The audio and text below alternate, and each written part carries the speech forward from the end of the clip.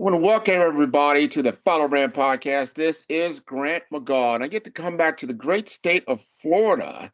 A lot of people know that I left about a year ago as far as residency, but I still operate out of Miami, Florida. And I'm going to be talking to my good friend Derek Jackson, who's up in the Tallahassee area. He's got some really good things, and I want people to lean in, especially our men, to really lean in on what we're talking about, especially when it comes down to mental health, men's health, why men may be on the right path, or maybe they're not aligned with certain things that could actually take them to a higher level and fulfillment. So, with all that said, Derek, would you like to introduce yourself?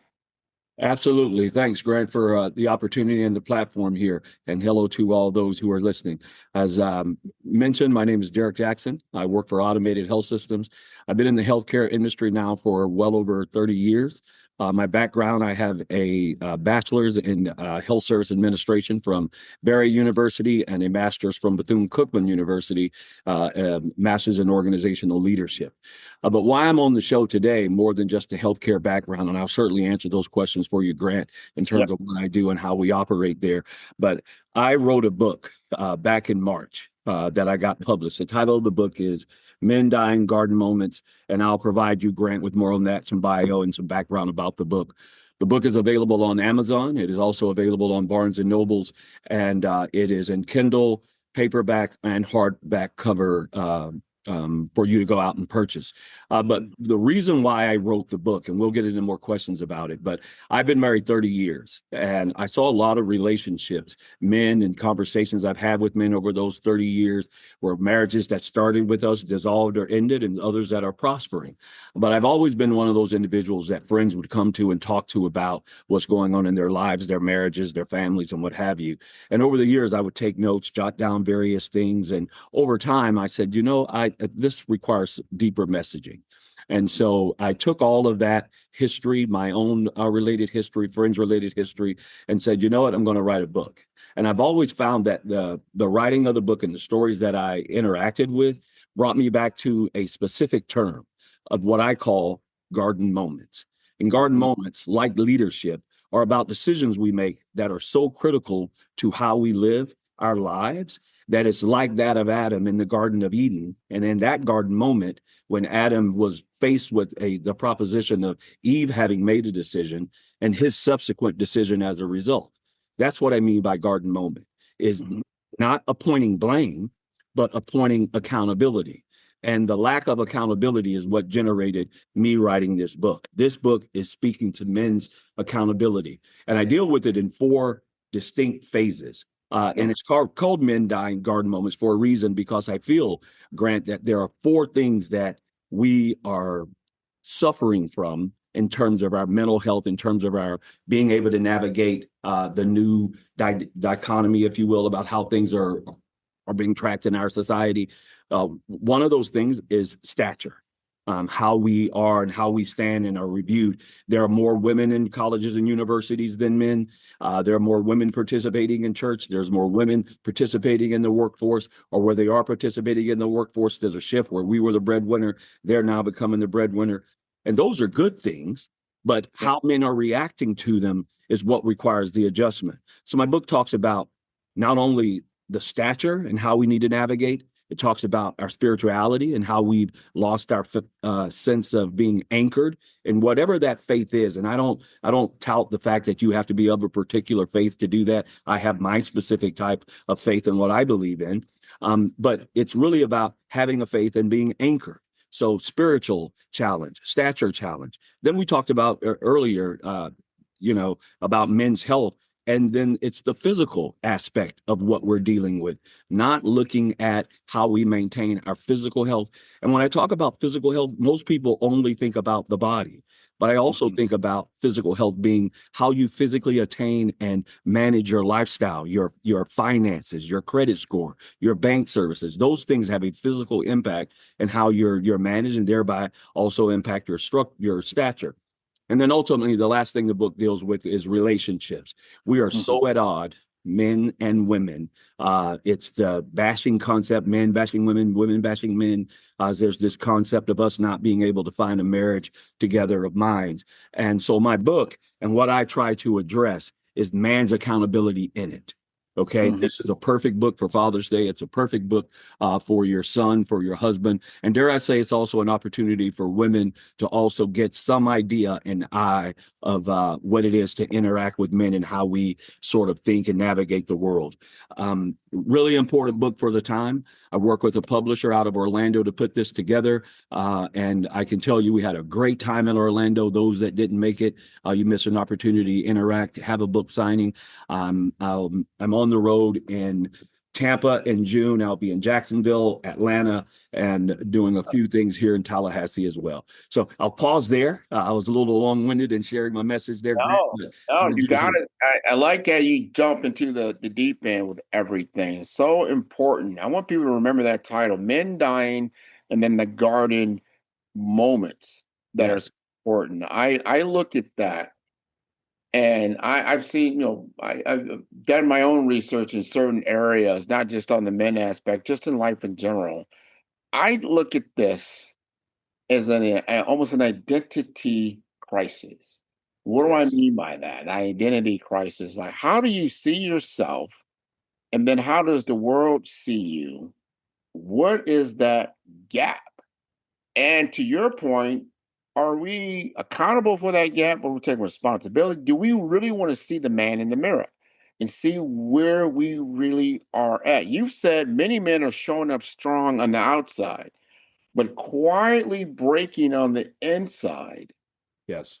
How have you seen that reality show up in leadership, in marriage, fatherhood, or professional life? Yeah, and that's a good question. It's at the core of what my book speaks to. And it first has to stop being the blame game, Hmm. right? We've got to stop saying what happened to me. And as a result of what happened to me, instead of me reacting in a leadership capacity, I act in a way that's sort of conflict or challenging to what confronted me, right? And so a lot of where we fall short is not having a core base and individuals around you. And I hate to use these cliches where people use the terms where if you want to show me who you are, show me who your friends are, Yeah. right? But the people you interact with matter. There Mhm. has to be someone around you, people developing you and growing you. And what I talk about in my book is we just organically, a group of guys, professional guys, um, just started meeting on Thursdays, just ever so often, until we got to a point that we called it the board meeting. And we Okay. started having meetings, had nothing to do with any initiation, had nothing to do with part of being a fraternal order of anything, although there are individuals within those realms. I mean, we'll have individuals that are presidents of universities to individuals who are janitors for a local high school, just organically come together. And sometimes we talk about the world, sometimes we talk about sports. We Mhm. never really set an agenda, but it's funny how over time it's sort of navigated into this iron sharpening iron Mhm. process where men are now talking and feeling comfortable. We don't want you to come in and think, because men particularly, it's hard for us to want to give up our emotions, right? It's hard Right. for us to want to bleed. We are silent in our pain and our suffering. And when you know that there's a safe space to have those conversations, no one's forcing you into it. It is truly men. Women that show up become the squirrel and takes away the attention of the process. So we try to maintain it for that perspective of keeping it focused. And dare I say, the board meeting is what I'm trying to drive out of. Okay, after you've read this book, you found some interest in it. What are some Yeah. of the takeaways for us? Well, Yeah. It's find another. your own board meeting, find your own group of guys. And dare I say, if you don't decide to call it the board meeting, call it whatever you want. I'm not trying to brand board meeting. What I am trying to brand is recognizing your garden moments and make Mhm. sure you're making the right decisions when you encounter them. Wow. Well, you said it right there.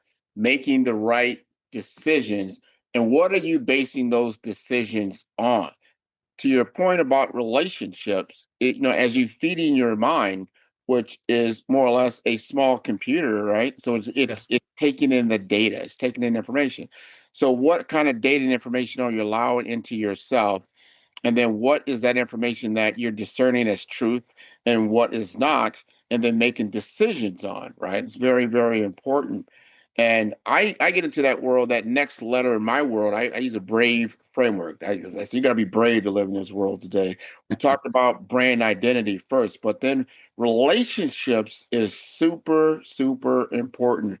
Here in the Midwest and where I'm at now in Omaha, Nebraska, we might call that barbershop talk, right? You get into the Yes, barbershop yes, and yes, you just have at it, right? Have talk about what sports, politics, whatever, community events, but you can have those conversations. But you start to find, I believe, when you do that, mentors and mentees. yes, People start to like, you know what? And what I mean by that is like someone who's done something that you want to do, but is 5 years ahead. That's a great mentor for you. Learn from that individual. I think we've got away from what I call apprenticeships, right? yes, Like yourself. Hey, you know somebody that's been married 5, 10 years, 15, 20, 25 years. Maybe you're on that road of your marriage and you're 2.5 years in or wherever you may be, but you now you got some questions, right? yes, Because yes, the marriage it starts to change in flavor from the time that you were married or first married. You had the wedding and there was a lot of things on the table, but now you kind of learn the other person. You're in a partnership with another person, and they bring a whole set of values that sometimes works in conjunction with yourself, and sometimes not. And you need to understand that fine balance as you move forward. So I would talk to a person like Derek.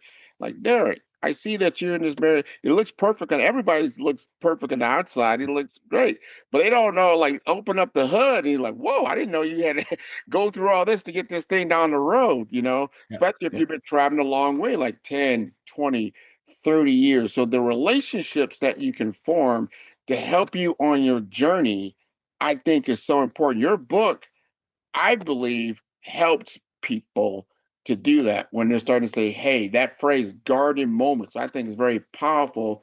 But what does that mean to the average person who may read this book? And how can men recognize if they're standing right now in one of those moments? yeah, and very good question. And what I want folks to recall when they are in a garden moment Mhm. is think about Adam's garden moment, right? Sin entered the world. At the moment not the fact that Eve had partake of the fruit, but the real change came when he did, right? Mhm. And so I say to a man, you've got to recognize the consequence of your actions. My dad would say to me, one moment could be worth a lifetime of pain, right? Yeah. We've all heard that. You got to Yeah. recognize, is this a moment that's going to create life-changing effect for me? I'm married and I'm having a conversation I shouldn't have. Or I'm at the workplace and I'm at lunch and I'm as having this drink because I have a friend in town, going to impact my ability when I go back into the office. I mean, it's any number of things, right, Grant? What I'm wanting folks to think about in their garden moment is, what does that mean when something happens? I always tell people who are having challenges in their marriage, and I understand marriage is hard. I don't say that to boast on my 30 years, like I did it, you can do it. That's not the philosophy I am bringing. But I do always ask people to say, what does tomorrow look like? If Hmm. you're not doing what you're doing today with your family, what does tomorrow look like? And subsequently, what does tomorrow look like for your loved ones? Are you now prepared to be a visitor in your house or have someone visit your house? Or are you prepared to now have all of those scenarios where there's going to be certain visits or holidays, you sit on one side and someone else sits on the other side at a wedding? I mean, all of those things people don't look at, and you say, is this issue or problem we're having worth the garden moment? And there are Hmm. going to be times where it is. Sometimes you do have to turn away and do things. But the thing about a garden, right, is that gardens have seasons, right? Yeah. Winter, spring, summer, fall. You have to plant up, take out the roots and vegetation that are killing the particular product in the garden.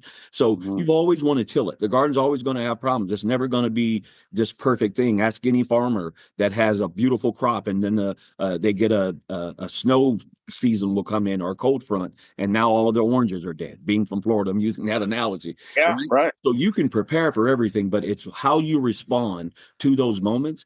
And I continually regularly talk about making those right decisions here in your garden moment. One of the subtitles of my book is The Hidden Crisis of Masculinity and the Okay. Journey Back to Life. That's also referenced here on the book, Hidden Crisis of Masculinity and the Journey Back to Life. Men have to be able to look at one another and start making decisions that aren't selfish, that aren't in the moment. You've got to recognize that this is something that is so impactful to me and the people that I love. There are people who have relationships that are healthy to the community. Yeah. You know what I mean? Not just to themselves. And if you aren't um, recognizing the impact you as an individual have to the whole, then I think you're missing it in terms of your responsibility. Oh man, great analogy. What you're bringing together, which brings me to that third level. I talked about your identity, your brand identity. I talked about relationship that you're bringing all this together. That third level I always talk about is authenticity. You got to be authentic, and you're going to be found out. This is the thing: as you go along that path, your true values are going to be tested. And if you don't have what you call your core belief, what do you really believe? You can go outside and tell people you believe this and that. But in the moment of truth, you find out what you really believe.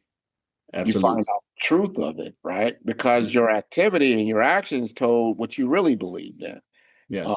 and therein lies the truth, Yeah. right? It's going to be discovered one way or the other. I think we all carry our light and our shadows with us.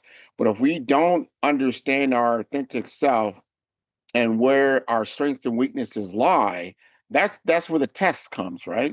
You Mm-hmm. know, and that will tell the tale of the story. You're going to find out the true self of who you are and where you're working through. And as men, we don't always, and I talk, well, obviously I talk to a lot of guys all the time, and everybody is leading with, that their best face.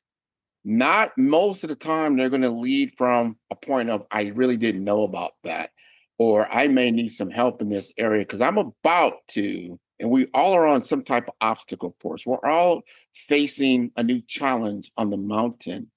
Yeah. There is nothing wrong. Just like when that quarterback comes off the field and goes talks to his coach, and like, look, I don't like the way this is lining up. I need some guidance. There is absolutely nothing wrong with that, right? And I Right. think we've gotten away from some of those core things, like, or maybe to your point earlier, do you have a relationship in your life that you can, hey, take a timeout, go run across the field and talk to somebody about this alignment that you're facing before you make a critical decision, right? That's Right. going to impact not only yourself, your family, potentially your community. If you can take that time out, because we're emotionally charged. Sometimes it's a moment, but hopefully you can make that time out, go talk to somebody, get a mentor like yourself. Now, when I see you and you've written this book, now you told me a little bit of your origin story. You had a lot of people in your life. You had chronicalized some of these things, these notes that you've written over time, and now that kind of became the book. When people finish reading Men Die in Garden Moments, what transformation or change do you hope that they will experience, not just intellectually, but spiritually, emotionally, and relationally? Very good question, and I'll take a little time trying to relay that, right? Because that is the core foundation of the book. I talked about those four. Um, I call them in the books. I call them death. It is spiritual death, stature death, physical death, and relationship death. Mm-hmm. And what I look at in those moments, they're not about dying, in the term sense of you've now been, from a morbidity perspective where you're no longer with us. But you've gotten to, men will get to a point, you say, you know what, I won't do that again. I'm done. I've thrown in the towel. You'll hear men now who don't believe in marriage anymore. I'll never marry again, or I'll never been married, but heard so much about marriage negatively that they say, I won't get married. Well, to use that as an example, as from a relationship perspective, is I want men to reflect back on the impact they have on if they're not. You Mm-hmm. were a kid. What did it mean for you to have your father in the home? Right. When you were a kid, what did it mean for you to see your mom and your dad together? If you never saw that, what impact did it have on you? And so many of us, I'll never want to be that and find themselves being that. You were talking about authenticity and Yeah. being what you say you are, right? And it's hard to do those things. But if you have people around you who are supporting you there, who are guiding you there, and you get out of the blame of what happened to you, and now what is my accountability to fixing it? We love our kids so much, our kids could almost do anything, and we'll find a way to say, you know what, I still love you, and you will find a way to right that. Do we do Mhm. that in all of our relationships? You're my blood, you're my kid, so maybe I give more there than I should elsewhere. Those things are important. Dare I say, in our society today, and Grant, you talk about having an IT background, everything is in a hurry. And AI has changed that and revolutionized that so much. And there are a lot of people fearful of AI. I said, but to me, a calculator is AI at its infancy, right? I'm not showing the work when I do 1+1. You just know I did it in the and you trust it now, and you put in a million times 407, right? You don't check the math. You know that the number given to you is right, right? So life is going to happen. It's going to be faster. You have to evolve and be prepared for it. And there's good and bad in how all of those things transpire. But the old fashioned philosophy about why grandma and granddad stayed together wasn't about perfection, it was about staying power. It was Mhm. about two people knowing they had something bigger than themselves. It was Mhm. about people recognizing at the end of the day, when my journey's over, am I going to look back and say, did I do my due diligence in trying to do the right thing? It's not always going to work out. You're not always going to hit the target, but you've always got to be striving to do it. So when someone is done reading my book, I want them to always go back to a garden moment before you make a decision. And that garden moment says, let me go to my anchor. For me, it's Yeah. my Christian faith. For someone else, it may be just my upbringing. Someone else, it may be whatever spiritual religion or faith they have. Whatever that is, go back. And I hope that that anchor is a positive one, right? You would assume that the anchor, the thing that you guide and make yourself is that. Go back to that in those decisions, because it will then define you. Okay. Yes. You can tell the world and put on whatever face you want, but I see you. One of the things that I do in my book is I weigh a lot on men, but I have two daughters, 31 and 32. I want the best for them. And Sure. they're smart. One's an RNP, one has their second master's. They're doing great, and they're not married. And I say I got married in my 20s. And I think, I'm an old school. I'm thinking, well, maybe you get married early before you build and grow those assets, right? But I know that that's different, and generationally things are changing. But I want to have an environment where my daughters are seen in a proper light by men, and men are seen in a proper light by them. And I'm always saying to them, we're unfortunately in a society now where Victoria no longer has a secret. Right. Right? You think of the story, and I talk about that in the book as well, is Mhm. we've gotten away from the blessing of just who and what a woman is, that the access to it and what you can see is no longer a secret. And I Yeah. think it's changed men, but men have an ownership in it. There's a reason why nightclubs say women in free until 10.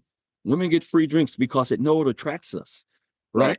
And what Yep. about that attraction drives us insane? We should be able to formulate ourselves in a manner of speaking that says, in order for, because what we know is what may be in there getting the free drink may not be what we want. So why do we go in?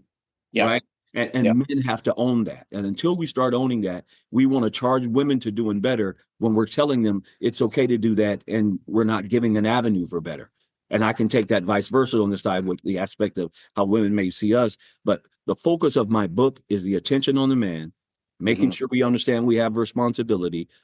Focus on your garden moment.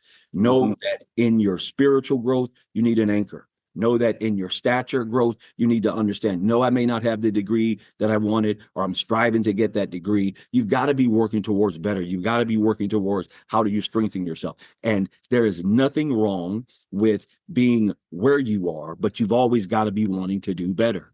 Right. I am, and I don't mind saying I'm 56 years old, right? And I'm on this person.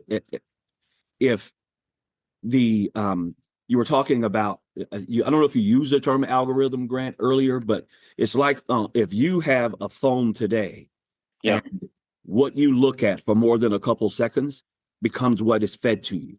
right? Right. You're going to Yeah. start getting all of those things that are fed to you. You know, as a 56-year-old Derek is going to be fed stuff that he would have seen differently as a 20-year-old Derek, right? Exactly. And how I mature in my mind based on those things are going to matter. So I'm always conscious of wanting to try to relegate myself to being careful what I'm being fed with. And because what I'm being fed with is going to change and could impact where I am. So I can go in so many different Oh, spider no, no. You are, question. The garden moment is the thing I want to leave people with. and that is it. Because that garden moment, the way I look at that, I call that Excuse me. the visibility of value. That is when you make your value visible. You done your due diligence, maybe in a fraction of a second, or maybe you took some time. Maybe you got out the field, you talked to a mentor. I'm not sure. But at the moment that you make the decision, the value becomes visible. Yes. What is that value? And is it, high velocity? Velocity, I mean, it's going to move very quickly after you made that decision. What is the volume going to look like? All those things are very, very important as because once it's left the barn, they say when the chicken has left the Yeah. coop, all that it's Yes. gone. You've Yes. done it now. Now, Yes. to your point earlier, are you accountable for that? All right, have you made the decision, whether right or wrong? You made the best decision you felt that you could make, and that is a crucial point of reference, and that is where I look at some of my gap analysis when I look at where we're at. When I look at grandfathers, fathers, sons, grandsons, are we really handing off that experience that is necessary for that next generation to come online? You said yourself, the algorithm, you looked at certain things, you knew that the decision that you might have made at 20 is not the same decision you may have made at 56. However, if someone that was 56 were able to at least give you some information to that 20-year-old, perhaps you might have came to a different decision, right? Right. So if your Right. entire influence has always been like right now, what's being fed, especially to our young people, is a very low level of living, as far as I'm concerned. They're all concerned, or, really around the a sexual vibe in the music is this all that is, and then you're not getting into responsible living. What does that look like? You want Right. all the glitz, you want all the glory, but you haven't put in any of the work. And is that truly fulfilling? Because that's usually what happens at the end of the rainbow, especially you get involved with a particular individual and then you make a decision. Like getting married is not a light decision. That means this person has more control over your life than your own mother, your own father, and anyone else. This Yes. person has legal control, just as much legal control over your life as you do. Very Yes. big decision to make, not something to do lightly. So if you look at their influences on the outside, like, oh yeah, it's all great. You have this great marriage and everybody's out and everybody looks like they're living, their best life and has made their life. And you haven't done the hard work. What does this look like day after day, week after week, year after year of knowing who this person really is or the community in which you're fused. So the visibility of your values is super, super important. So I would want our young people listening to this to truly understand some of the things I just said and what Derek is talking about, because I know you're all also active in mentoring students and supporting youth organizations. My question to you is, what message from your book do you want most younger men to understand before life forces them to learn it the hard way? Very good point. Uh, uh, and I'll start with one word: accountability. Mm-hmm. Right? Hold yourself accountable. No matter what happens to you, what you do about it is about your accountability, right? You got to be able to say, what's my role in this? What's my responsibility in this? How can I change this? Okay, this happened to me. All right, what is the consequence of that action? And what am I going to do about it? Mm-hmm. Right? So many young people, and I was young once, right? I was what I thought was a pretty good basketball player and athlete, and done those things. And I was real hard headed and thought I knew the way. And I remember things, and along the way, my parents would tell me about how to react to certain things, and said you can't be a hothead about this, that, and the third. And as you grow, you learn and you know that. And what you hope you don't do is make a decision that becomes a decision that you cannot come back from. Right? Hmm. We certainly worry about that for our kids. So I want people to understand, be accountable for what you're doing.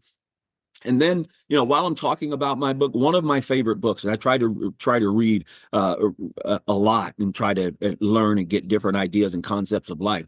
But one of my favorite books I've read here in the last few years is a book called "Thank You for Being Late" by Okay. Thomas L. Friedman. Thank you for being late.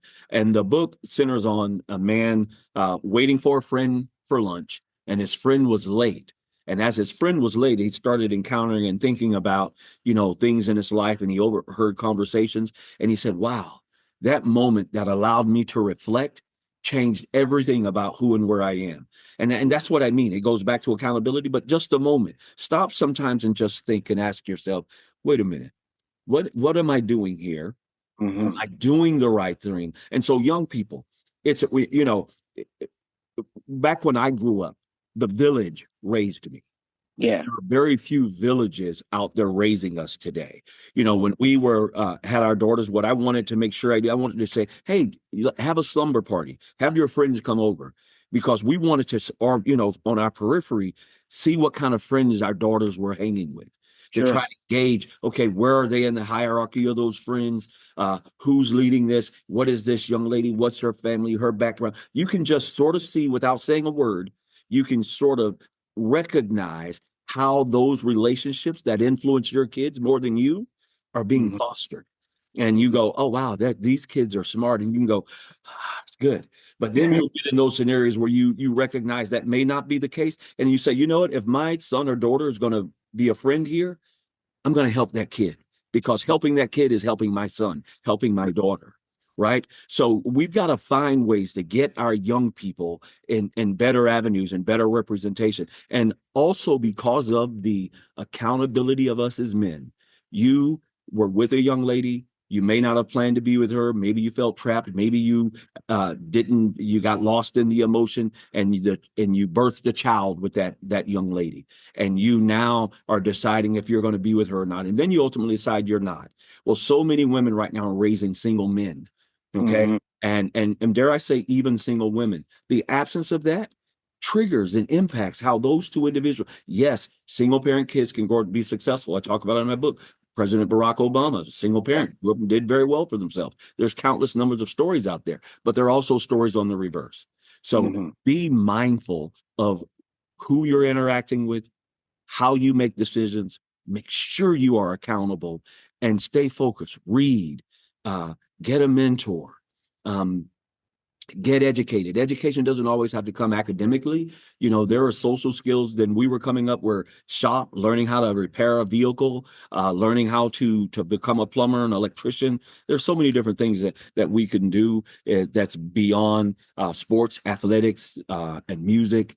And everything right now is fast. And if you're late, you're going to miss the party. 100% on what you just said. And the world it's a much different place, but you have a lot more advantages when you see it from my vantage point, maybe your vantage point, meaning data and information you can get in lightning speed, right? Where before you Yes. might have to go to a library to get some information, or you might have had an encyclopedia at home, or maybe you went to the school library. Now in your hand, you have access to the world's intelligence. Yes. That's never happened before. And you can get it customized and personalized just to yourself if there's something that you can identify that you want to know about. Do you Yes. remember? Identify what you can know about, right? That's very, very important. Then you can start looking at the relationships, make it real. I don't want people to get away from the fact that even though you live in this digital world, the human to human interaction is very powerful. The machine world is just an interface. It's a platform. Me and Derek right now it allows us to talk and bridge the gap of distance and time. That's a beautiful thing, Yes. but it does not negate feelings.